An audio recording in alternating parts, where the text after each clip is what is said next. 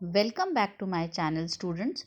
आज मैं डॉक्टर अंशु पुरी आपको एवोल्यूशन ऑफ पब्लिक एडमिनिस्ट्रेशन से पहले या लोक प्रशासन के विकास से पहले आप लोगों को कुछ इम्पॉर्टेंट प्रशासनिक विचारकों के बारे में, कुछ कंट्रीब्यूटर्स के बारे में बताऊंगी।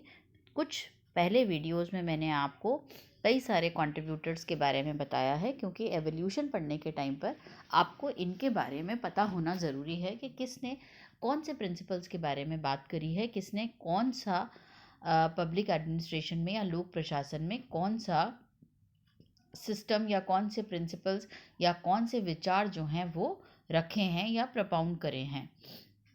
तो अब हम इस welcome back to my channels और हम इस वीडियो को आगे बढ़ाते हुए आज हम लूथर, गुलिक और उर्विक के बारे में पढ़ चुके हैं। इनके बारे में हमने पहले भी पढ़ा था जब आप लोगों को मैंने लोक प्रशासन का स्कोप पढ़ाया था या उनका पॉइंट ऑफ व्यू या दृष्टिकोण या क्षेत्र पढ़ाया था। तब मैंने आपको post cop point of view बताया था। तो आगे बढ़ते हैं।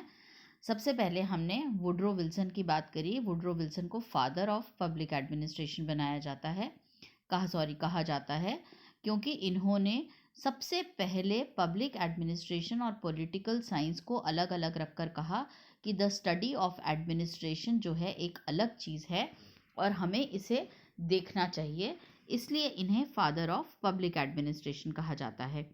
फिर हमने FW टेलर के बारे में बात करी। टेलर ने हर एक तरीके को, जितने भी कार्य किसी भी इंडस्ट्री, फैक्ट्री, एडमिनिस्ट्रेशन या इंस्टीट्यूशन में किए जाते हैं, उनको करने का एक बेस्ट तरीका बताया। उन्होंने कहा हर एक काम को करने का बेस्ट तरीका होता है, और वो बेस्ट तरीका कैसा होता है कि उससे हमें हर एक कार्य को करने में हमें टाइम, समय और रिसोर्सेज की बचत करनी पड़ेगी।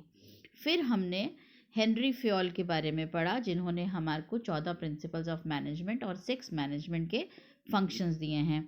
इनको फादर ऑफ जनरल मैनेजमेंट बोला जाता है। आज अब हम आपको लूथर, गुलिक और उर्विक के बारे में पढ़ाएंगे, जिन्होंने पोस्ट कॉप का एक्रोनिम दिया। इसके बारे में हम पहले भी पढ़ चुके हैं। उसके आगे मैं आपको हर्बर्ट साइमन, एल्टन मेयो और मैक्स वेबर के बारे में भी पढ़ाऊंगी। तो देखें, हमने वुड्रो विल्सन के बारे में पढ़ा। इन्हें हम फादर ऑफ पब्लिक एडमिनिस्ट्रेशन कहते हैं। ये क्वेश्चन बहुत बार, अनेकों बार हर एग्जाम में आता है, इसे कंठस्थ कर लीजिए। Father of public administration Woodrow Wilson हैं। इन्होंने अपना आर्टिकल लिखा द स्टडी ऑफ एडमिनिस्ट्रेशन, और उससे ये फादर ऑफ पब्लिक एडमिनिस्ट्रेशन कहलाए गए। उसके बाद हमने हेनरी फ्योल के बारे में पढ़ा और फिर FW टेलर के बारे में पढ़ा। टेलर को हम कहते हैं फादर ऑफ साइंटिफिक मैनेजमेंट और हेनरी फ्योल को हम बोलते हैं फादर ऑफ जनरल मैनेजमेंट। अब हम आगे बढ़ते हैं। आज हम लूथर, गुलिक और लिंडल उर्विक के बारे में पढ़ेंगे, और उसके बाद मैं आपको हॉथरॉन एक्सपेरिमेंट जो एल्टन मेयो ने किया है उसके बारे में पढ़ाऊंगी। तो सबसे इम्पॉर्टेंट जो अप्रोच है वो लूथर, गुलिक की पोस्ट कॉप थी। गुलिक और उर्विक ने 1937 के अंदर अपने जितने भी कार्य इन्होंने 20 साल में किए थे, उनको इन्होंने एक प्रपाउंड किया प्रिंसिपल और एक एक्रोनिम यानी कि छोटा फॉर्म बनाया, जिसे उन्होंने पोस्ट कॉप का नाम दिया। उन्होंने कहा कि एक अकेली साइंस ऑफ एडमिनिस्ट्रेशन जो है वो प्राइवेट और पब्लिक एडमिनिस्ट्रेशन दोनों में एग्जिस्ट करती है।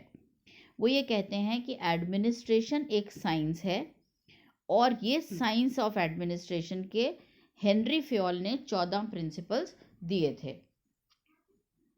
पोस्ट कॉप का दृष्टिकोण जो है वो लूथर, गुलिक हैं।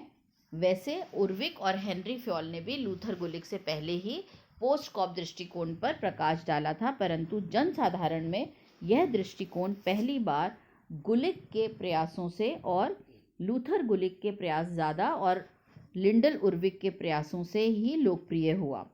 पोस्ट कॉप शब्द अंग्रेजी के 7 शब्दों के प्रथम अक्षरों को जोड़कर बनाया गया है। प्रत्येक अक्षर का एक सूचक है और ये तकनीकें हैं। पहला प्लानिंग, जिसको हम नियोजन बोलते हैं। दूसरा ऑर्गेनाइजिंग, जिसको हम बोलते हैं संगठन बनाना। तीसरा स्टाफिंग, जिसको हम बोलते हैं कर्मचारियों की व्यवस्था करना। चौथा डायरेक्टिंग, जिसे हम बोलते हैं निर्देशन करना। पांचवा कोऑर्डिनेटिंग, जिसको हम बोलते हैं समन्वय स्थापित करना। छठा रिपोर्टिंग, जिसको हम बोलते हैं किसी भी जने को अपने क्या कार्य किया उसकी रिपोर्ट प्रस्तुत करना। और फिर बजटिंग, यानी कि सारा कार्य करने के लिए बजट का निर्माण करना, ताकि हम कम से कम संसाधनों में ज़्यादा से ज़्यादा मुनाफा या ज़्यादा से ज़्यादा ऑब्जेक्टिव्स की, गोल्स की, उद्देश्यों की प्राप्ति कर सकें। बच्चों, ये वाला जो पेज है, इस पेज की स्पेलिंग्स को मत ध्यान से देखिएगा। इसमें कई सारी स्पेलिंग मिस्टेक्स हैं, पर क्योंकि मैंने ये पेज जो है वो नेट से लिया है, तो ये पेज कि आप स्पेलिंग्स को ज़रूर कलेक्ट करके या ये सारी जो लिखनी है इसको करेक्ट करके फिर इसको कॉपी करिएगा। चलिए हम आगे बढ़ते हैं। पोस्ट कॉप व्यू, आपको बताया गुडलिक ने एक बहुत ही छोटा और अपने आप में समहित एक एक्रोनिम बनाया। उस एक्रोनिम का नाम है पोस्ट कॉप। पी से प्लानिंग, ओ से ऑर्गेनाइजिंग, एस से स्टाफिंग, डी से डायरेक्टिंग, सी से कोऑर्डिनेटिंग, आर से रिपोर्टिंग और बी से बजटिंग। तो इसको आप हमेशा याद रखिएगा। ये अगर ऐसा क्वेश्चन आता है कि पोस्ट कॉप किसने बनाया और ऑप्शन में केवल लूथर गुलिक नहीं लिखा होता और लूथर गुलिक एंड उर्विक लिखा होता है, तो यह भी करेक्ट है। तो इसे आप हमेशा की तरह इसको याद कर लीजिएगा। पी, और ये बहुत बार क्वेश्चन तोड़ तोड़ के भी आता है कि पोस्ट कॉप के एक्रोनिम में पी से आपका क्या मतलब है, पोस्ट कॉप के एक्रोनिम में सीओ से मतलब क्या है। तो आप इसको अच्छे से याद कर लीजिए। पी का मतलब होता है प्लानिंग, यानी कि योजना बनाना। ओ का मतलब होता है ऑर्गेनाइजिंग, यानी कि संगठन की स्टाफिंग करना, ऑर्गेनाइजेशन का संगठन स्थापित करना। एस से होता है स्टाफिंग, यानी कि कर्मचारियों की व्यवस्था करना। डी से होता है डायरेक्टिंग, यानी कि निर्देशन देना। और सी ओ से होता है कोऑर्डिनेशन, यानी कि समन्वय स्थापित करना। आर से रिपोर्टिंग, यानी कि प्रतिवेदन प्रस्तुत करना। और बी से बजटिंग, यानी कि कार्य के लिए बजट तैयार करना। लूथर गुलिक प्रशासन के इन 7 तत्वों या मुख्य कार्यकाल के इन 7 कार्यों के बारे में व्याख्या करते हैं। वो कहते हैं कि पी का मतलब होता है प्लानिंग, यानी कि योजना बनाना, एक व्यापक ढांचे में आवश्यक कामों को करना और उपक्रम के तहत लक्ष्यों को पूरा करने के लिए, इन कामों को करने के लिए एक मेटिकुलस प्लानिंग करना, एक पद्धति तैयार करना कि किस तरह से कौन सा कार्य और कब किया जाएगा। फिर ऑर्गेनाइजिंग का मतलब होता है संगठित करना, मतलब जो भी हमारे पास औपचारिक ढांचा है उसकी स्थापना करना, उसके द्वारा कार्य का विभाजन करना और फिर उस कार्य के विभाजन को जितने भी व्यक्ति हैं जो उसमें कार्य करेंगे उनका रिक्रूटमेंट करना और उनको बताना कि किस तरह से कौन सा कार्य कब किया जाएगा। तो सारे ही सारे रिसोर्सेस को हम कहें, जिसमें मैन, मनी, मटेरियल सब शामिल हैं, इन सबको संगठित करना।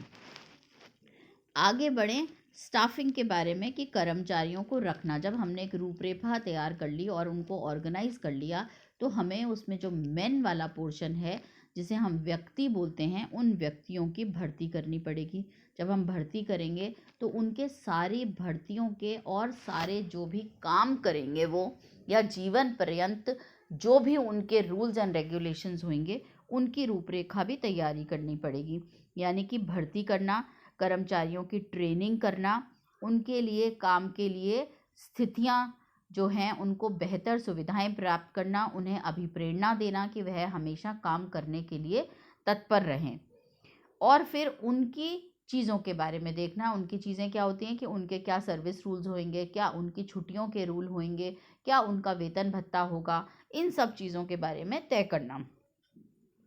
फिर है डायरेक्टिंग, यानी कि निर्देशन करना। जिन व्यक्तियों को हमने ले लिया, अब उन व्यक्तियों में कौन क्या कार्य करेगा, तो कार्य का विभाजन करना, डिवीजन ऑफ वर्क करेंगे। हेनरी फ्योल के 14 प्रिंसिपल्स को आप याद करिएगा। उन्होंने कहा सबसे पहले कहीं पर भी हम कार्य करेंगे तो डिवीजन ऑफ वर्क करेंगे, यानी कि कार्य का विभाजन करेंगे, कौन सा व्यक्ति कौन सा कार्य करेगा, ताकि आपस में समन्वय स्थापित हो और काम का डुप्लीकेशन नहीं हो।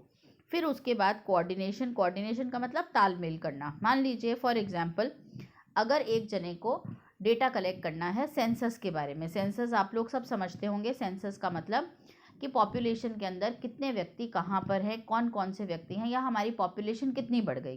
ठीक है। अब जो दूसरा व्यक्ति है उसको ये बताया गया कि भाई आप सारा महिलाओं के बारे में रिकॉर्ड इकट्ठा करिए। तो जिसने सेंसस करा और जिसको महिलाओं के बारे में रिकॉर्ड करना है, और तीसरे व्यक्तियों को पुरुषों के बारे में करना है, और चौथे व्यक्तियों को बच्चों के बारे में करना है। अगर इनका आपस में समन्वय होगा तो ये ऐसा भी कर सकते हैं कि एक व्यक्ति पुरुष सारे के सारे मिलके पॉपुलेशन का रिकॉर्ड कर लें और फिर उसको बाइफरकेट कर लें। बाइफरकेट का मतलब जिसको महिलाओं से रिलेटेड डेटा चाहिए वो वही डेटा इस्तेमाल करे, वापस से नहीं जाए हर एक घर में जाकर पता करना कितनी महिलाएं हैं कितने पुरुष हैं। उसकी जगह ये डेटा कलेक्ट हो गया कि कितने पॉपुलेशन में कितने जने हैं, कितने व्यक्ति हैं कुल टोटल।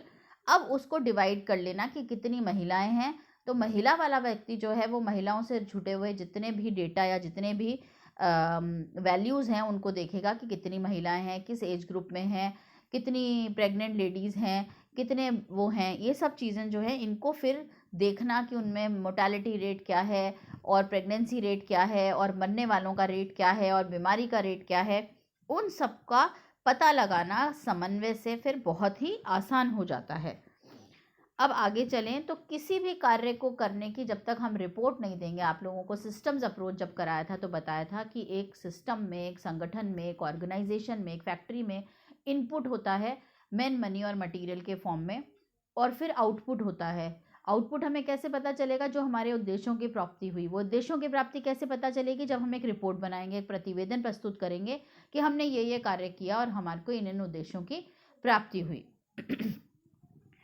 इससे बाद हम देखेंगे बजटिंग के बारे में, यानी कि जो कोई भी काम हमने किया उसको बजट तैयार करना, उसकी रूपरेखा तैयार करना कि हर काम जो है कम से कम संसाधनों में अधिक से अधिक उद्देश्यों की प्राप्ति के साथ वो हो जाए।